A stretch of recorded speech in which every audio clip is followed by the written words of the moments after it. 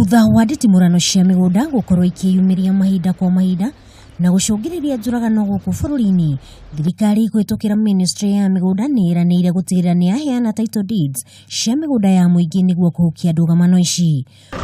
Ni gari mmejificha nayo. Umwe wa migunda iria ikoretwo na ngucanio ni mugunda wa Sosien uria uri mwena wa Kayore guku mucii wa Nairobi, na kuria riu aikari maraikara na hahu magitigira waya kwigwatirwo ni itanga iria ikoretwo igicera mugunda-ini uyu na masurveyor ciumagaritwo ni maabitha a borithi.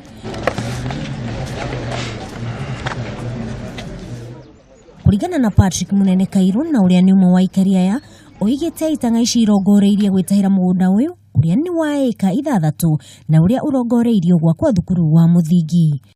The property in question is this property here, which is registered in the name of Savannah Davids Academy. It has a valid title issued by the National Lands Commission and the Ministry of Lands.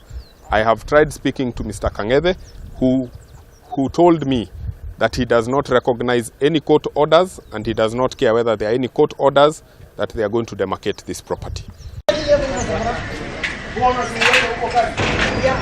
No na kuhana uguo, ikaria ni merumite kini gutigirira ni magitira mugunda uyu. Handu-ini ha Kameme TV njitagwo Wangui, mwari wa Gathugu.